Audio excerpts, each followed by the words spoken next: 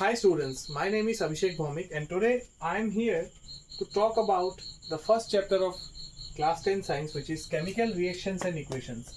हम आज थोड़ा बहुत डिस्कस करेंगे कि केमिकल रिएक्शन होता क्या है और केमिकल इक्वेशन होता क्या है. थोड़ा सा देखते हैं कि केमिकल रिएक्शन होता क्या है. First of all what is a chemical reaction. तो आप देख सकते हो, a chemical reaction is a process in which a reactant gets converted और ट्रांसफॉर्म्ड इनटू प्रोडक्ट. यानी कि केमिकल रिएक्शन एक ऐसी प्रक्रिया है या प्रोसेस है जिसमें एक रिएक्टेंट क्या होता है, कन्वर्ट हो जाता है या ट्रांसफॉर्म हो जाता है किसमें, एक प्रोडक्ट में. ठीक है, किसमें कन्वर्ट होता है बेटा, प्रोडक्ट में कन्वर्ट होता है. तो अपन देखेंगे आगे रिएक्टेंट क्या होता है. तो सबसे पहले जानना ये जरूरी है कि केमिकल रिएक्शन किससे बना हुआ है. हमें ये भी समझना पड़ेगा कि केमिकल रिएक्शन में कौन सी चीजें इन्वॉल्व है जिससे केमिकल रिएक्शन बनता है. और आगे पीछे कुछ बोलूँ तो माफ करना, मैं ज़्यादा वीडियोस बनाता नहीं हूँ.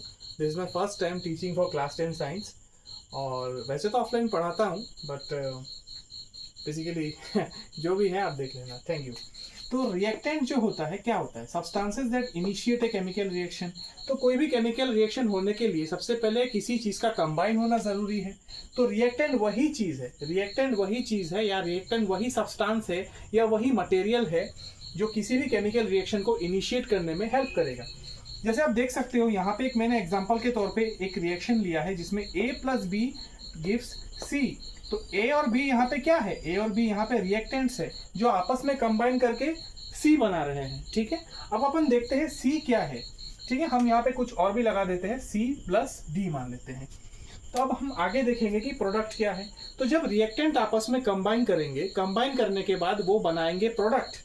तो दैट इज C और D हमारा क्या है, प्रोडक्ट. मतलब कि substances that are formed as a result when reactants combine. जब रिएक्टेंट्स आपस में कंबाइन करेंगे तो एक सब्सटेंस बन के आएगा या एक नया कुछ एक बन के आएगा, उसको हम बोलते हैं क्या, प्रोडक्ट.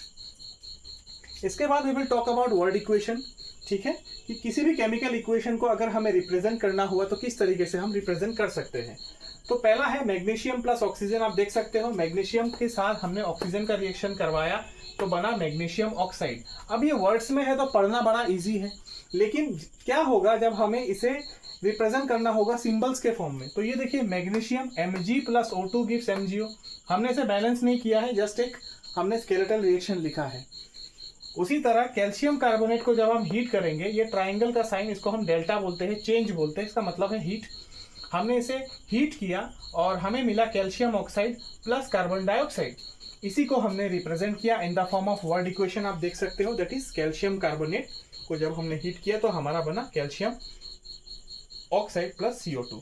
अब ये कैल्शियम ऑक्साइड है क्या, एक चीज और भी जानना जरूरी है कि यहां से सवाल आता है कि CaO is also known as, इसका एक दूसरा भी नाम है, ऑल्सो नोन एज, इसका नाम है क्विकलाइम. याद रखिएगा इसका नाम है क्विकलाइम. बड़ा सबसे ज्यादा पूछा जाता है MCQ में सवाल कि CaO का दूसरा नाम क्या है, तो याद रखिएगा quicklime is the answer. Okay,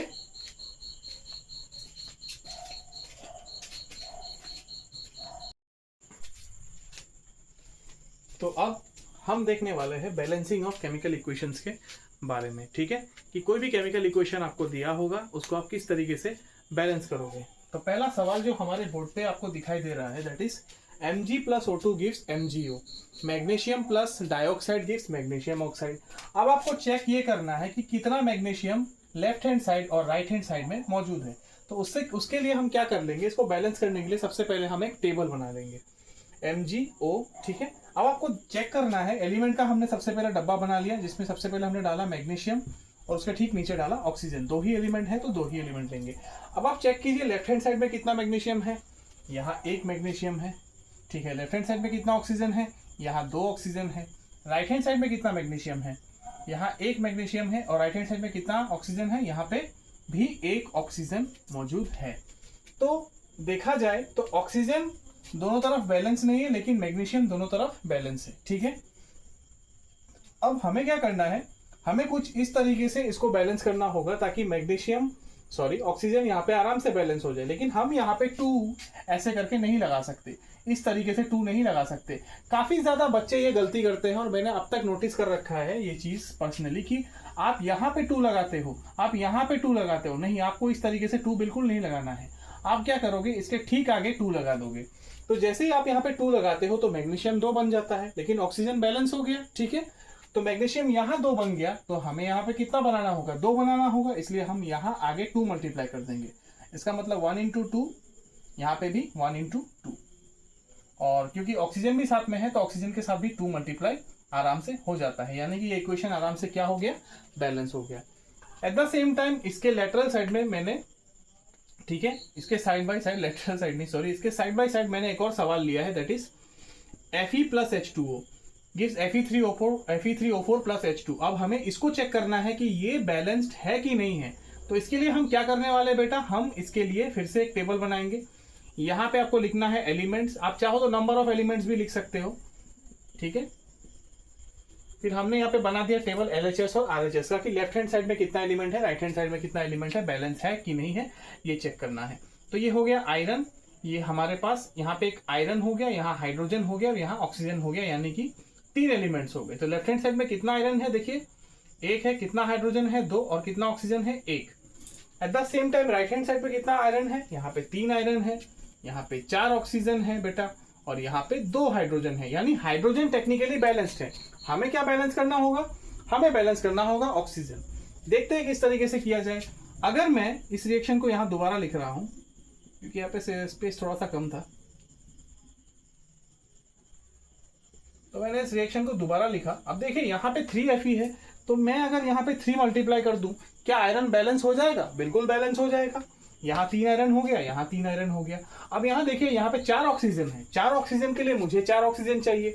तो अगर मैं यहाँ पे, सॉरी थोड़ा सा प्लस को इस तरफ शिफ्ट कर देते हैं, अगर मैं यहाँ पे 4 लगा देता हूं तो सिंपली यहाँ पे 4 ऑक्सीजन हो गया, लेकिन एट द सेम टाइम 4 2 जा, यहाँ पे कितना हाइड्रोजन होगा, 4 2 जा 8, तो हम यहाँ पे 4 लगा देंगे। तो 8 हाइड्रोजन यहाँ पे, सॉरी 8 हाइड्रोजन यहाँ पे, 8 हाइड्रोजन यहाँ पे, 4 ऑक्सीजन इधर, 4 ऑक्सीजन इधर, 3 आयरन इधर, 3 आयरन इधर, आराम से बैलेंस हो गया।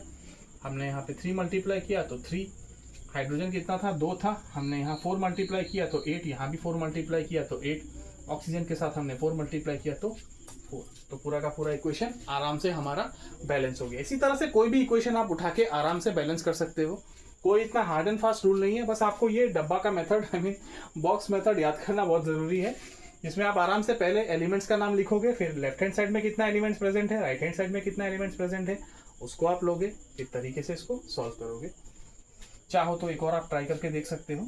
फॉर एग्जाम्पल मैं आपको होम टास्क के लिए एक और काम दे देता हूँ। होम टास्क आपका रहेगा आज के लिए, आप कोशिश करना आप इसको बैलेंस करके दिखाना।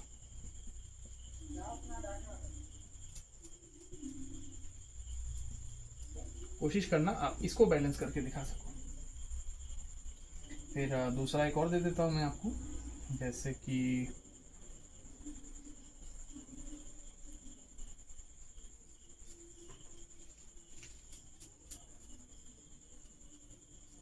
ठीक है, इन दोनों सिंपल इक्वेशंस को आप ट्राई करना कि बैलेंस करके देख सको, जिससे आपको पता चले कि ये मेथड आपको समझ में आया है या नहीं आया है। ये बुक का ही मेथड है, आप बुक पढ़ेंगे तो आपको टेक्निकली समझ में आ जाएगा।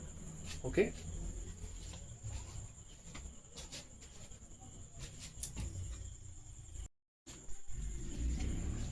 तो आप देख सकते हो 2 क्वेश्चंस हमने लिया है एनसीईआरटी से, एक थोड़ा बहुत इजी है और एक थोड़ा बहुत टफ है। तो इसको थोड़ा समझते हैं सॉल्व करके किस तरीके से सॉल्व किया जा सकता है। बेसिकली उससे पहले हमने एग्जांपल समझे, अब थोड़ा सा बुक के अंदर का क्वेश्चन उठा के देखते हैं कि किस तरीके से इसको सॉल्व करना है। तो सबसे पहला आपका आ जाएगा बेटा, हम नंबर 1 को ले लेंगे, नंबर 1 का सॉल्यूशन लिख देते हैं यहाँ पे। तो hydrogen plus chlorine gives hydrogen chloride. याद है थोड़ी देर पहले मैंने आपसे बोला था वर्ड इक्वेशन के बारे में, तो this is that word equation. तो हाइड्रोजन प्लस क्लोरीन, याद रखिएगा हाइड्रोजन हमेशा H2 के फॉर्म में एग्जिस्ट करेगा और क्लोरीन हमेशा Cl2 के फॉर्म में, ठीक है। और हाइड्रोजन क्लोराइड आ रहा है, यानी कि क्लोराइड का मतलब है HCl। अब आप इसको बैलेंस करो। अगेन आप डब्बा बना के भी कर सकते हो, या अगर आप इसको प्रैक्टिस करते करते आप प्रो लेवल पे चले जाओगे या एक्सपर्ट लेवल पे चले जाओगे, बेसिकली आपको डब्बे बनाने की जरूरत नहीं पड़ने वाली। तो ध्यान से देखना, यहाँ पे मैंने हाइड्रोजन लिख दिया, यहाँ मैंने क्लोरीन लिख दिया। This is your left hand side, this is your right hand side. कभी कभी मम्बलिंग हो जाता है, सॉरी। तो हाइड्रोजन इस साइड कितना है बेटा, 2 है। इस साइड कितना हाइड्रोजन है, यहाँ पे आप देख सकते हो 1 है। अगेन लेफ्ट हैंड साइड पे क्लोरीन हमारे पास 2 है और राइट हैंड साइड पे हमारे पास क्लोरीन 1 है। तो हमें क्या करना है बेसिकली, हमें यहाँ पे 2 हाइड्रोजन और 2 क्लोरीन को प्लेस करना है। तो मैंने आपसे ऑलरेडी बोला था ना आप ऐसे लिखोगे ना ही आप ऐसे लिखोगे, इस तरीके से लिखा बिल्कुल नहीं जाता है, तो आपको इस तरीके से नहीं लिखना है। What are we going to do, we are simply going to multiply 2 in front of the product. ये जो हमें प्रोडक्ट मिला है इसके ठीक आगे हम क्या करेंगे, 2 को मल्टीप्लाई कर देंगे।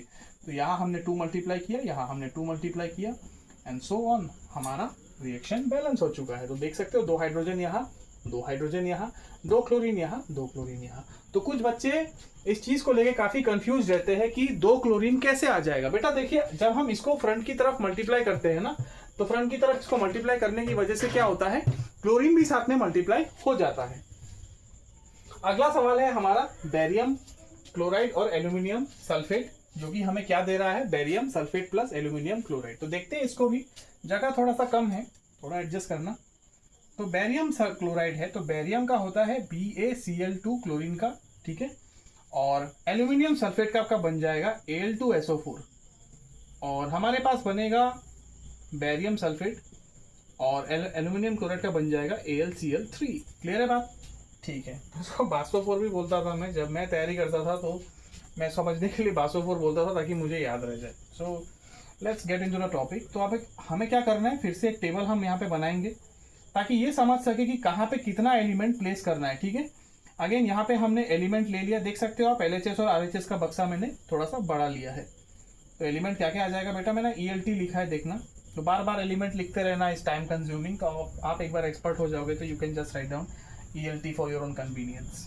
फिर क्लोरीन आ जाएगा, फिर एल्यूमिनियम आ जाएगा, फिर सल्फर आ जाएगा। बक्सा थोड़ा सा छोटा हो गया है, क्या करेंगे इसको बड़ा कर देंगे बेटा, ये हो गया बड़ा थोड़ा सा, देखिए। और ऑक्सीजन आ गया। अब देखते हैं लेफ्ट हैंड साइड पे कितना बेरियम है, यहाँ पे 1 है तो यहाँ भी 1 है, 1। यहाँ पे आपका आ गया 1। क्लोरीन कितना है बेटा, यहाँ पे 2 क्लोरीन है और यहाँ पे बेटा 3 क्लोरीन है, तो 2 और यहाँ पे हो गया आपका 3। थोड़ा सा क्लोज लिखना ताकि हमें मल्टीप्लाई वगैरह करने में कोई दिक्कत ना हो। एल्यूमिनियम यहाँ पे कितना है बेटा, 2 है, यहाँ कितना है, यहाँ 1 है। And how many sulphurs are here, if you see carefully there is only 1 sulphur here, that is 1। And if you see carefully here we have only 1 sulfur. Again 4 oxygen to the left hand side and 4 oxygen to the right hand side. So what are we going to do now, we are going to check which one is balanced and which one is not balanced. So if you can see carefully, barium is balanced, 1 on the left hand side, 1 on the right hand side. Chlorine is not balanced since 2 is on the left hand side and 3 is on the right hand side. Again aluminum is balanced as aluminum is 2 on the left hand side and 1 on the right hand side.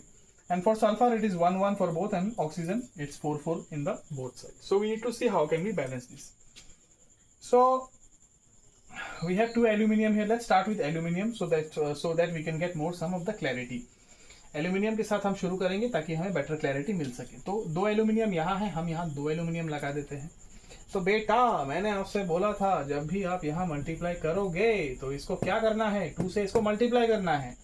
2 3 क्या बन जाएगा 6, यानी कि यहाँ कितना chlorine आ गया, 6 chlorine आ गया। तो 6 क्लोरीन के लिए हमें यहाँ भी तो 6 क्लोरीन चाहिए, तो हम क्या करेंगे, यहाँ 3 लगा देंगे। तो जैसे ही बेटा यहाँ हम 3 लगाएंगे तो बेरियम हमारे पास कितना बन गया, 3 बेरियम यहाँ बन गया लेफ्ट हैंड साइड में। अब हमें यहाँ भी बेरियम चाहिए, तो हम क्या करेंगे, यहाँ 3 मल्टीप्लाई कर देंगे, ठीक है। 3 मल्टीप्लाई कर देंगे तो कितना आ जाएगा, 3 बेरियम यहाँ, 3 बेरियम यहाँ। एल्यूमिनियम 2 यहाँ हो गया, 2 यहाँ हो गया। क्या किया हमने, 2 से मल्टीप्लाई किया, यहाँ 2 लिख दिया हमने, ठीक है। क्लोरीन कितना आया बेटा, यहाँ हमारे पास 6 क्लोरीन यहाँ आ गया, हमारे पास 6 क्लोरीन। यहाँ कितना मल्टीप्लाई किया था बेटा, राइट हैंड साइड पे हमने 2 मल्टीप्लाई किया था, 6 यहाँ आ गया। यहाँ कितना किया हमने, 3 मल्टीप्लाई किया, 6 आ गया। तो अब देख सकते हो धीरे धीरे सारा मल्टीप्लाई होकर बैलेंस हो रहा है, ठीक है। लेकिन अगर यहाँ 3 बेरियम है तो सल्फर तो 3 हो गया, ऑक्सीजन कितना हो गया, 3 4 12। बट हम यहाँ पे अगर हम अगर यहाँ पे 3 में बिठा देता हूँ, अगेन मेरा केस कॉम्प्लिकेटेड हो जाएगा। एल्यूमिनियम मेरा 6 बन जाएगा, उसको फिर बैलेंस करने के लिए फिर मिटाऊंगा। तो मैं क्या करूंगा, यहाँ एक हल्का सा ब्रैकेट लूंगा और मैं यहाँ पे 3 लगा दूंगा, जिससे मेरा सल्फर यहाँ 3 बन गया, ये भी मेरा सल्फर 3 बन गया। ऑक्सीजन मेरा 4 3 12 बन गया और ऑक्सीजन यहाँ भी मेरा 4 3 12 बन गया। सिंपल। तो यहाँ हम क्या करेंगे, यहाँ हम लिख देंगे सिंपल इंटू 3, यहाँ भी इंटू 3 इक्वल टू 3। ऑक्सीजन के लिए हम 4 इंटू 3, यहाँ पे 12 और यहाँ पे 4 इंटू 3 कितना बन गया, 12। तो आराम से ये रिएक्शन बैलेंस्ड हो गया। याद रखिएगा ये रिएक्शन काफ़ी बार पूछा जा चुका है, ठीक है। काफ़ी इंपॉर्टेंट रिएक्शंस में यह आता है, तो इसको नोट करना और प्रैक्टिस करना हो सके तो। एनसीईआरटी इंडेक्स क्वेश्चंस में आता है। 3 क्वेश्चंस थे, मैंने बेसिकली 2 क्वेश्चंस आपको करवाए हैं ताकि आपको ये ना लगे कि सर अंदर के क्वेश्चंस नहीं करवा रहे हैं। तो इसके बाद हम डिस्कस करेंगे बेटा टाइप्स ऑफ केमिकल रिएक्शंस के बारे में। उससे पहले थोड़ा बहुत जान लेंगे कि केमिकल रिएक्शन ऑब्जर्व कैसे कर सकते हैं। ठीक है, थैंक यू।